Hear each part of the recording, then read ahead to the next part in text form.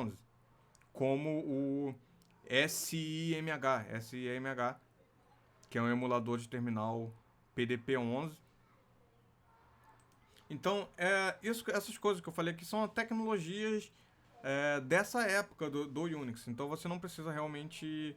dificilmente você vai ter acesso a isso, que eram os dispositivos de hardware utilizados naquela época. Na época do PDP-11. O PDP-11, para quem não sabe, é um mini. PDP-11 é um mini computador. E quando fala mini computador, mini computador é um computador do tamanho de metade desse armário aqui que está aqui no fundo. É um mini computador do tamanho de metade desse armário aqui que está aqui no fundo. Por isso se chama de mini. Os computadores atuais são microcomputadores. Então, sim, tem os emuladores. Na internet você encontra. E então, quando fala PDP-11, mini computador, o pessoal mais novo, quando escuta mini computador, ele imagina um computador pequenininho, menor que um smartphone, como um Raspberry Pi, ou um computador portátil, assim, desse tamanho. Mas não é. Mini computador, o termo computador usado originalmente, ele se referia a máquinas que ocupavam um galpão inteiro, um andar inteiro de um prédio, que a pessoa não existia o conceito de apontar para um computador, falar isso aqui é um computador, isso não existia. Porque o computador estava ao redor da pessoa em todos os lugares. Ele era uma máquina que ocupava um galpão inteiro, uma sala inteira, e estava em todas as paredes da sala. Em todos os lugares tinham peças do computador. A pessoa estava literalmente dentro do computador. Você vê naqueles filmes antigos, documentários, você vê. A pessoa fala que vai consultar o computador. Aí o computador é uma parede inteira, cheio de manivela, de botões, de fios. Então, isso era o computador, como o ENIAC, ou o Colossus, ou outros computadores tradicionais. E aí o mini computador era um computador que era menor. Ele não é mais o tamanho de uma sala inteira, não é mais o tamanho de um galpão inteiro.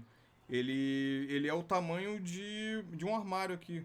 Ou dependendo do modelo, ou o tamanho desse armário aqui, ou metade desse armário. Metade desse armário. E em módulos, né? Pode ser o tamanho de metade desse armário, mas se você quer colocar um HD, você tem mais outro bloco do tamanho da mesa que eu estou usando aqui, que vai ser o HD. Mais um outro bloco do tamanho de uma mesa, que vai ser a impressora. E só o terminal vai ser o tamanho, vai ser maior do que um computador atual. Então isso é um mini computador. E o computador que nós temos hoje são os microcomputadores. O desktop grandão de mesa, ele já é o microcomputador. E aí tem outras versões de microcomputadores. O, é, o laptop, o notebook e os computadores de mão. E agora os smartphones.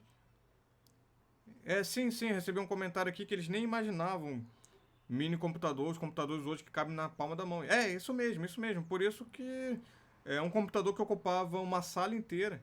Às vezes um andar inteiro de um prédio. Um andar inteiro de um prédio.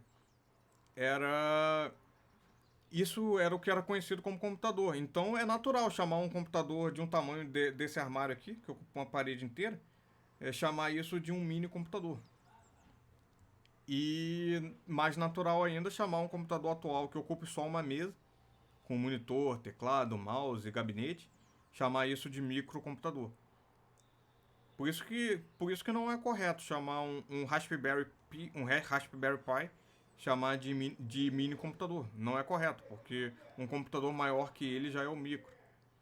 Então, comumente a gente chama de computadores portáteis, como os antigos Palm, os handheld e os smartphones atuais. Então, eu já tive alguns desses antigos que eu mexia. Então, o Palm era um tipo de computador antigo, do tamanho assim de um smartphone, só que a pessoa mexia com uma caneta. Ele não podia tocar com o dedo, a não ser quem tivesse unha grande. Tinha gente que tocava com a ponta da unha.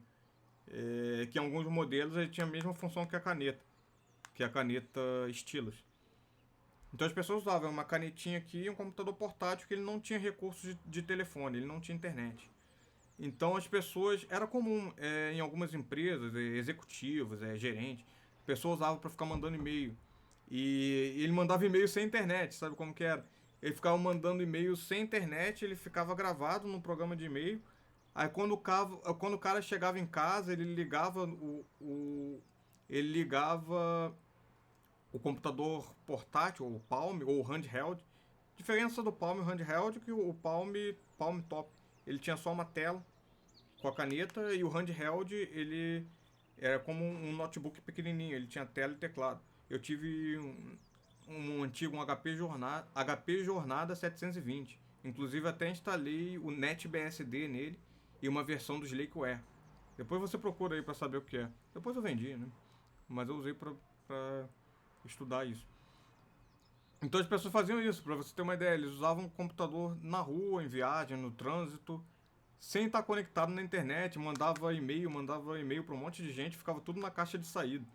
Aí só depois, quando o cara chegava em casa, ou na empresa, chegava em casa ou na empresa, ele ligava um fio e aí ele conectava no computador, conectava ele e sincronizava, conectava na internet, sincronizava e aí os e-mails eram enviados. Bem legal essa tecnologia anterior ao smartphone. Infelizmente não existe. Se existisse, eu acho que eu até trocaria o smartphone por um computador portátil mesmo que não seja telefone.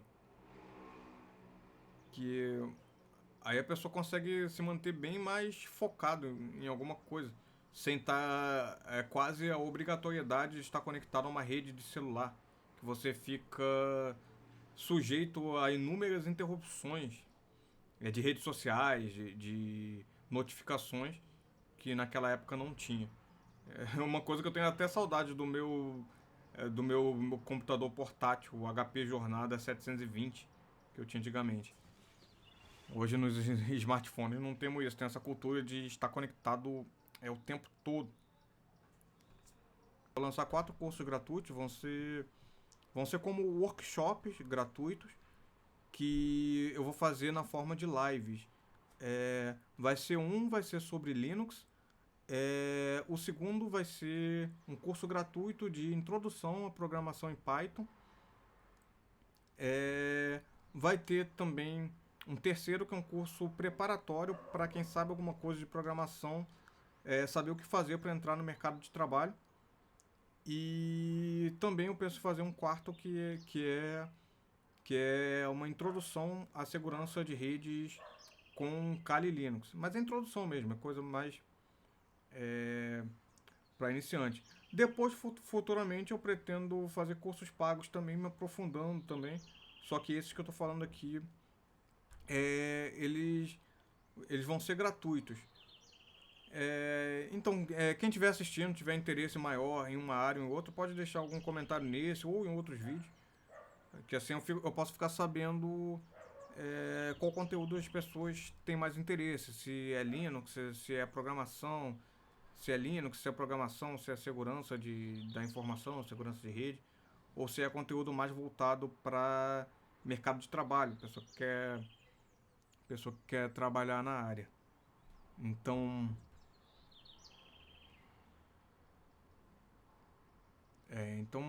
a princípio é isso. E eu tenho um grupo de programação no WhatsApp. Como eu estou aqui pelo celular, eu não estou com um link aqui que eu possa mandar. Mas eu tenho um grupo no WhatsApp. Quem quiser esse grupo pode deixar o comentário, pode deixar depois o comentário.